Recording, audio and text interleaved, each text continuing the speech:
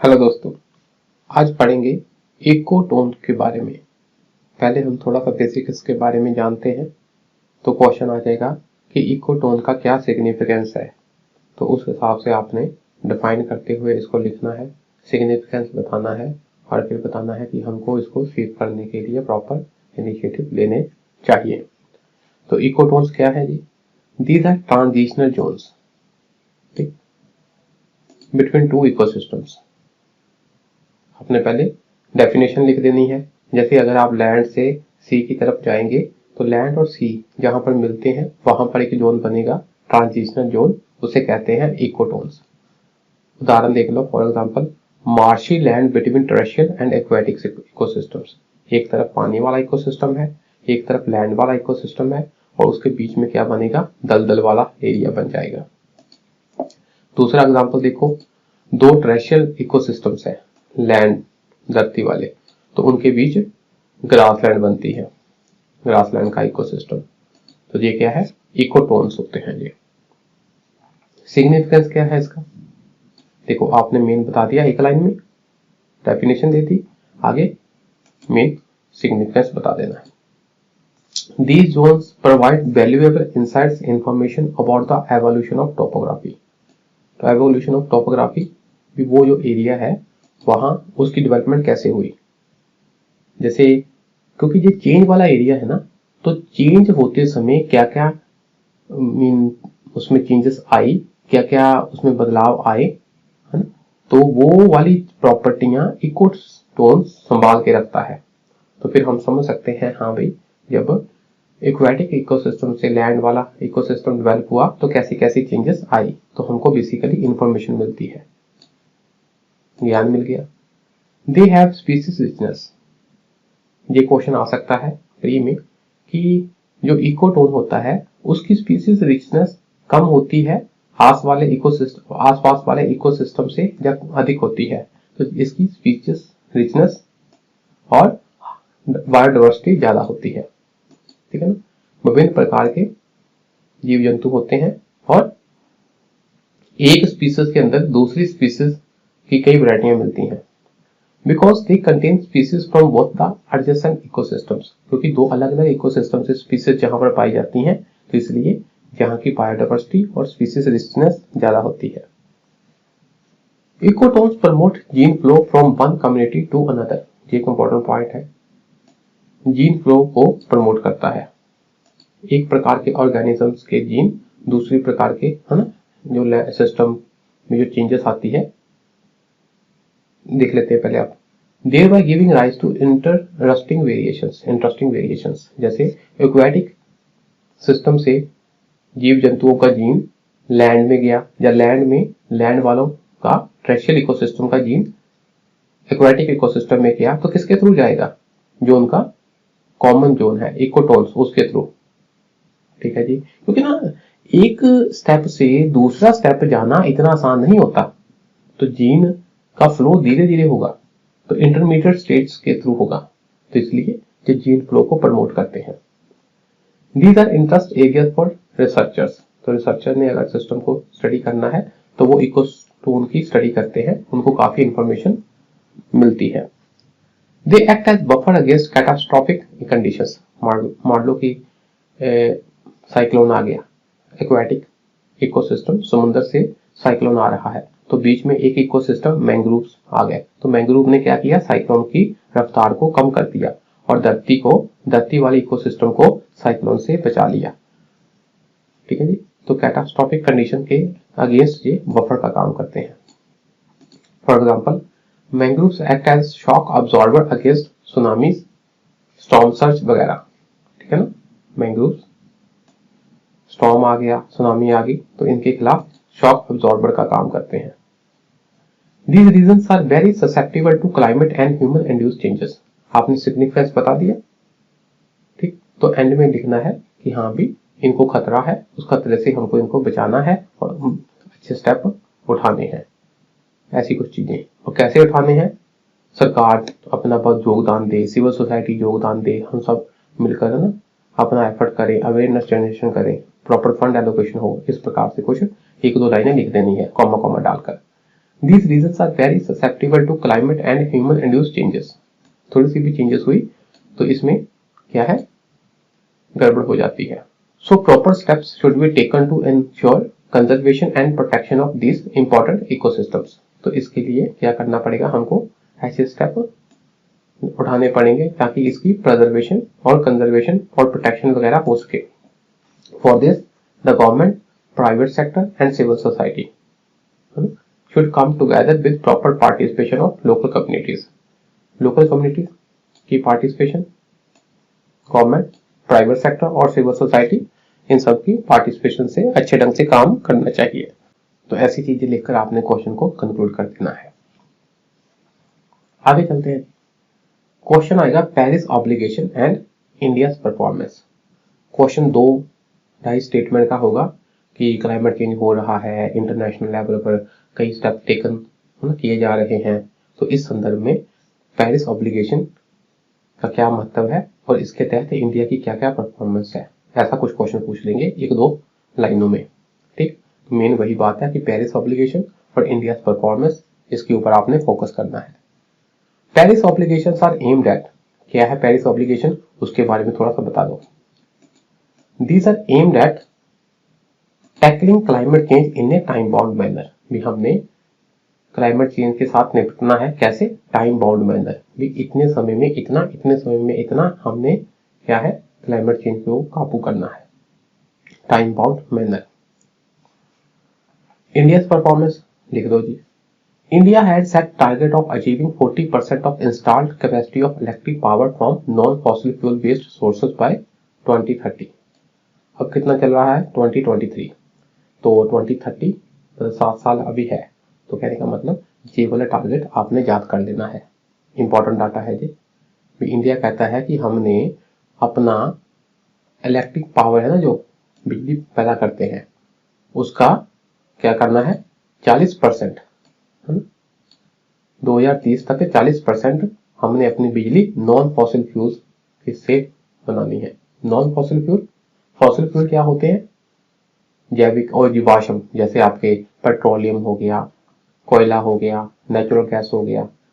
तो ये क्या है, काफी अधिक ग्रीन हाउस गैसेस प्रोड्यूस करते हैं. तो हमने क्या करना है, 2030 तक हमने टारगेट बना रखा है क्या, कि 40% हम इलेक्ट्रिसिटी हमारी जो है वो नॉन फॉसिल फ्यूल से पैदा करेंगे, जो फॉसिल फ्यूल नहीं है उससे पैदा करेंगे, under its nationally determined contributions commitment. तो हमने पेरिस डील के अंदर हमने ये क्या कहा है ना कि हमारे अपने नेशनल लेवल पर कमिटमेंट्स होंगे, तो उसको कहते हैं नेशनली डिटरमाइंड कंट्रीब्यूशंस कमिटमेंट. ठीक, उसके तहत हमने ये वाला टारगेट फिक्स किया है और इसके तहत India is on the track to meet and exceed this commitment. तो जो इंडिया की कारगुजारी है उस हिसाब से इंडिया पूरे ट्रैक पर है कि हम अपना लक्ष्य प्राप्त कर लेंगे, और प्राप्त नहीं कर लेंगे कम से कम, और इसको सिर्फ प्राप्त नहीं कर लेंगे, एक्सीड भी कर लेंगे, मीन उससे और ज्यादा हम अचीव कर लेंगे. सिर्फ 40% नहीं, 40% से भी ज्यादा कर लेंगे अगर इसी रफ्तार से हम इसी प्रकार अपने काम करते रहे. जो हमारी अब तक की कारगुजारी है उस हिसाब से हम बहुत सही जा रहे हैं. ये वाली बात हो गई. India has achieved the target of reducing emission intensity as percentage of GDP. ये भी एक टारगेट था हमारा कि हम जीडीपी की परसेंट के हिसाब से, है ना, अपना एमिशन इंटेंसिटी है जो हो उसको कम करेंगे. तो इसको भी हमने प्राप्त कर लिया है. जीडीपी के परसेंटेज के हिसाब से हमने एक टारगेट रखा था कि हम अपनी एमिशन इंटेंसिटी कम करेंगे, तो इसको भी हमने अचीव कर लिया है. India is implementing renewable energy expansion programme to achieve 175 gigawatt of renewable energy capacity by 2022, है ना. पहले इंडिया ने ये टारगेट रखा था कि हम अपनी रिन्यूएबल एनर्जी कितनी, कि 2022 तक हम 175 gigawatt of renewable energy capacity generate कर लेंगे. ये हमारा टारगेट था और इसको बढ़ाकर हमने अब कह दिया है कि 2030 तक हम ये टारगेट 500 गीगावाट तक ले जाएंगे, कि हम अपनी रिन्यूएबल एनर्जी जो हमारी कैपेसिटी है वो 500 गीगावाट टारगेट हम लेकर चल रहे हैं. 2030 तक इतना कर लेंगे. ये देखो, ये डाटा आपको लगता है मुश्किल हो, पर ये डाटा बार बार आएगा, ये डाटा इंपॉर्टेंट है, इसलिए इसको जरूर याद कर लेना, मेंस में भी काम आएगा, ये प्री में भी आ सकता है। Government has announce several green measures, काफी ग्रीन मेजर्स भी अनाउंस किए हैं। ग्रीन मेजर्स मतलब ऐसे मेजर्स जो एनवायरमेंट फ्रेंडली हो। This include investment in biogas, biogas में इन्वेस्टमेंट करेगी सरकार, पैसा लगाएगी। ये क्या है, क्लीन फ्यूल ही तो है, और दूसरे क्लीनर फ्यूल्स, इसके ऊपर हम इन्वेस्टमेंट करेंगे। Incentives for producing efficient solar photovoltaic sales, जो हमारे सोलर फोटोवोल्टिक सेल है ना, सूरज की रोशनी से बिजली पैदा करने वाले सेल हैं, उसके लिए भी सरकार क्या कर रही है, इंसेंटिव दे रही है। ये बात हो गई। और एफॉरेस्टेशन प्रोग्राम भी, हम अधिक से अधिक पेड़ लगाकर फॉरेस्ट का निर्माण करेंगे। ये वाली बात आपने लिख देनी है।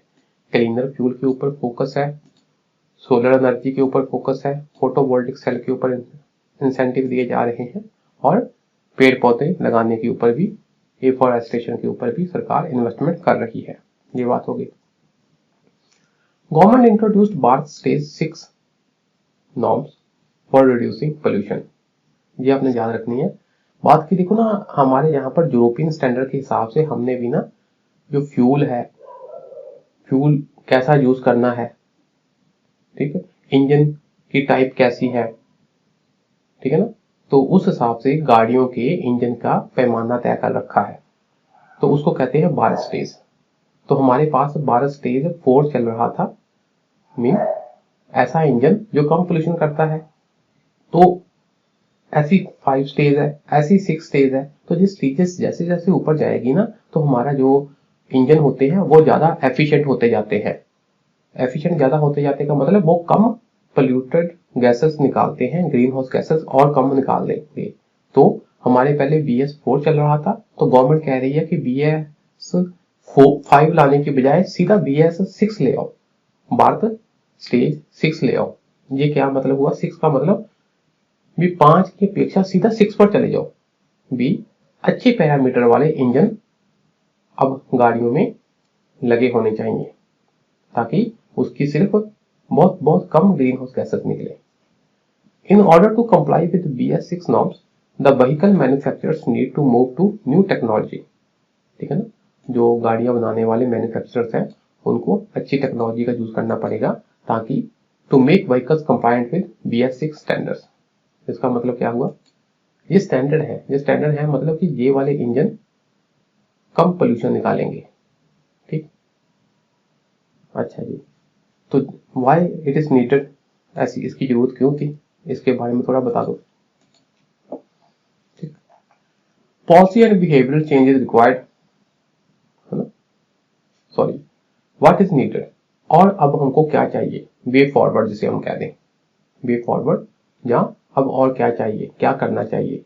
पॉलिसी एंड बिहेवियरल चेंज, सरकार अपनी पॉलिसी, स्ट्रॉन्ग पॉलिसियां लेकर आए, और हमें भी अपना बिहेवियर चेंज करना चाहिए। अननेसेसरी ज्यादा ईंधन का उपयोग नहीं करना चाहिए, मास ट्रांसपोर्टेशन का यूज करना चाहिए, ताकि कम ग्रीन हाउस गैसेस निकले। अवेयरनेस जनरेशन करो, जनता में उनको जागरूक करो, so that people should themselves adopt climate friendly measures, for example shifting to energy efficient technologies, ऐसी टेक्नोलॉजीज जो कम एनर्जी को कंज्यूम करती है, ठीक, ऐसी टेक्नोलॉजियां लेकर आओ। ट्री प्लांटेशन करो, demand should be created for people by people for these energy efficient technologies. ये भी है कि जनता इतनी अवेयर हो जाए, वो खुद कहे कि हमको कम एनर्जी कंजम्पशन वाला ही कोई मशीनरी या व्हीकल चाहिए। उनकी डिमांड किसकी तरफ हो, एनर्जी एफिशिएंट टेक्नोलॉजी की तरफ हो। ये बात होगी। Strict enforcement of polluter pays principle, जो पोल्यूशन करेगा उसको पेमेंट करनी पड़ेगी। जैसे इंडस्ट्री ने कुछ ऐसा पोल्यूशन पैदा किया है, तो उसके ऊपर जुर्माना वगैरह लगाकर उससे क्या है, मुआवजा लेना चाहिए। Strict enforcement of polluter pays principle, ये बात होगी।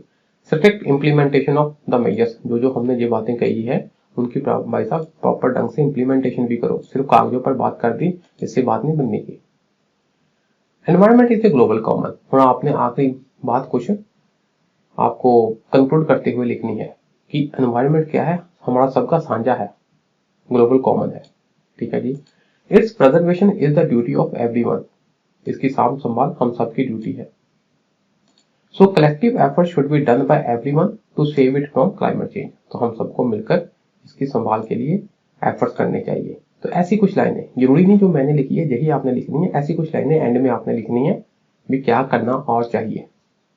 आप लिख सकते हैं सरकार को पहल करनी चाहिए, इस गवर्नमेंट को, सिविल सोसाइटी को, है ना, और एनजीओ को, और आपका प्राइवेट सेक्टर है जो, और आपका लोकल कम्युनिटी, इन सबकी भागीदारी होनी चाहिए, अवेयरनेस जनरेशन होना चाहिए। ऐसे ऐसे पॉइंट लिखकर एक दो लाइनों में कंक्लूड कर देना है। आगे है जी, क्वेश्चन होगा आपको, क्लाइमेट चेंज बढ़ रहा है, इसका बहुत प्रकार का इफेक्ट हो रहा है। तो इसका एक इफेक्ट मीट इंडस्ट्री, है ना, मीट इंडस्ट्री के ऊपर भी है, जहां मीट इंडस्ट्री के कारण भी क्लाइमेट चेंज हो रहा है। तो इसके बारे में आप अपना विचार पेश करें, जहां ऐसा क्यों हो रहा है, कारण बताइए और सोल्यूशन भी बताइए। तो मेन टॉपिक क्या है, climate impact of meat industry. Meat industry से क्लाइमेट चेंज के ऊपर क्या इफेक्ट हो रहा है या कैसे क्लाइमेट चेंज हो रहा है, ये बात है। तो हम देखो क्वेश्चन घुमा फिरा के कैसे भी पूछ सकता है वो, पर बेसिक चीज है मीट इंडस्ट्री से क्लाइमेट के ऊपर कैसे इम्पैक्ट पड़ता है। तो लिख दो जी, about 1/4 of all anthropogenic greenhouse gases. Anthropogenic का मतलब कॉज्ड बाय ह्यूमन एक्टिविटी, जो ह्यूमन एक्टिविटी के कारण गैसेस पैदा हो रही है, are attributed to global food system. Food system के कारण होता है ये, है ना, मतलब जितना इंसान ग्रीन हाउस गैसेस पैदा करता है उसका 1/4 क्या है, फूड सिस्टम के कारण हो रहा है। एग्जाम में आप बोल सकते हो, आपने ये कहना है कि food system is a significant contributor towards anthropogenic greenhouse gas emission. ठीक, 1/4 की अपेक्षा आप ये लिख दो सिग्निफिकेंट, रोल है उसका, सिग्निफिकेंट प्रोपोर्शन है।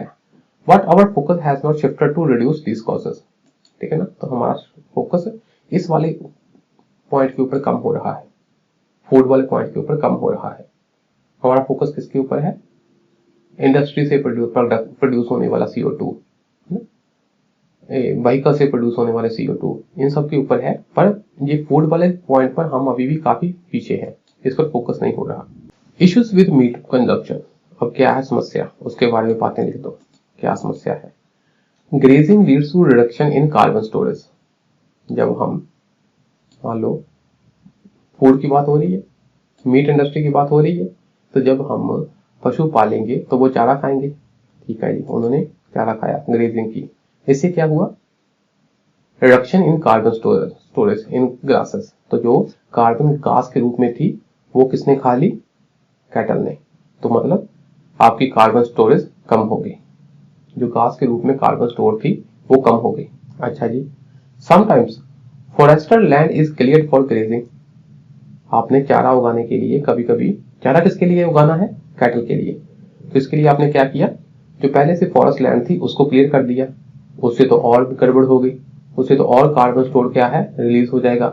This also release stored carbon, तो स्टोर्ड कार्बन है जो वो भी क्या है, रिलीज हो जाएगा, ये गड़बड़ हो गई। Substantial amounts of methane is produced by these animals in their digestive systems। ये लाइन इंपॉर्टेंट है। जब कैटल चारा खाते हैं तो उनके पेट में जब इस ऑर्गेनिक मैटर का विघटन होता है, डिग्रेडेशन होती है, तो मीथेन गैस प्रोड्यूस होती है। तो ये डाइजेस्टिव सिस्टम में क्या है, मीथेन गैस प्रोड्यूस होती है। तो ये मीथेन बहुत अधिक क्या है, पोटेंट ग्रीन हाउस गैस है, 20-30 गुना ज्यादा ये ग्रीन हाउस पोटेंशियल है इसका, किससे, CO2 से मीथेन गैस प्रोड्यूस हुई, ये problem. Animal waste and meat waste is a weak source of methane. Animal से निकलने वाला वेस्ट और मीट वेस्ट से भी क्या है, मीथेन बनती है। क्यों, क्योंकि इसका जब विघटन होता है तो मीथेन बनती है। ठीक है ना, बड़े बड़े शहरों में जैसे दिल्ली के बाहर बाहर क्या है, ऐसे डंप बने होते हैं, तो वहां पर जो मीट का बचा हुआ है ना, मीट वेस्ट वगैरह, वो वहां पर वो डंप कर देते हैं, तो उससे क्या है, धीरे धीरे विघटन से मीथेन निकलती रहती है। For fishing, fuel waste boats are used, मछली पकड़ने के लिए बड़ी बड़ी बोट यूज होती है, तो उसमें क्या है, ईंधन ही तो जलता है, फॉसिल फ्यूल तो जलते हैं, तो उससे भी क्या है, दे एमिट ग्रीन हाउस गैसेस, तो ग्रीन हाउस गैसेस इमिशन का एमिशन होता है इससे। ठीक है जी, तो क्या करना चाहिए, वे फॉरवर्ड क्या है, इंप्रूवमेंट इन ग्रासलैंड मैनेजमेंट, अच्छे ढंग से ग्रास को मैनेज करो। आल्टरिंग फॉरेज मिक्स, ऐसा ही नहीं कि हर जगह ग्रास ही लगा दो, अलग अलग प्रकार का फॉरेज मिक्स करो। Use of field supplement, field supplement भी दो, ठीक है ना, सिर्फ ग्रास के ऊपर डिपेंड ना हो, उनको फील्ड सप्लीमेंट भी दो। और जैसे आपने एक चारा उगाया है ना, थोड़ा मक्का टाइप उगा लिया, अलग अलग प्रकार की ग्रासेस वगैरह, ठीक, और ताकि एक प्रकार की ग्रास नहीं, ग्रासलैंड का अच्छे ढंग से मैनेजमेंट करो। ऐसा नहीं कि एक जगह की ग्रास को ही उगा कर खाई जाना, नहीं नहीं, कभी इस जगह कभी उस जगह, इस प्रकार। चेंजिंग फूड हैबिट्स, हम खुद की फूड हैबिट भी चेंज करें। शिफ्टिंग टू वेजिटेरियनिज्म, कोशिश करो शाकाहारी बने। और at least reducing meat consumption, और कम से कम, अधिक नहीं कर सकते तो मीट की कंजम्पशन ही कम कर दो। Decreasing food wastage, food wastage ना होने दो, अगर वेस्टेज होगी तो उसका विघटन होगा और क्या होगा, मीथेन प्रोडक्शन होगी, इसलिए वेस्टेज कम करो। Management of manure, for example through गोबर गैस प्लांट्स, जो एनिमल वेस्ट है उसके द्वारा, जो एनिमल उनका एक्सक्रीटा है उसके द्वारा क्या करो, गोबर गैस प्लांट करो, में उसको यूज करके क्या करें, मीथेन प्रोडक्शन करवाएं और उस मीथेन को क्या करें, ईंधन के रूप में यूज करें। अगर सिंपल मीथेन की प्रोडक्शन हो जाएगी विघटन के रूप में, तो वो क्या है, एटमॉस्फेयर में चली जाएगी और क्या करेगा, ग्रीन हाउस इफेक्ट प्रोड्यूस करेगा। ये बात हो गई। फिस्कल मेजर्स दो, मतलब पोल्यूटर्स पे मैकेनिज्म, अगर आपने पोल्यूशन किया है आप करो पेमेंट, वही करो भुगतान। ऐसी इंडस्ट्री पर, ऐसी प्रोसेसर पर टैक्स लगाओ, ड्यूटीज लगाओ, है ना, किसके ऊपर, मीट प्रोडक्ट्स के ऊपर। ये बात हो गई। और आम जनता में अवेयरनेस जनरेशन करो, भाई साहब इस एक्टिविटी से ये हानियां हो रही हैं तो हमको ध्यान से चलना चाहिए। ये बात हो गई।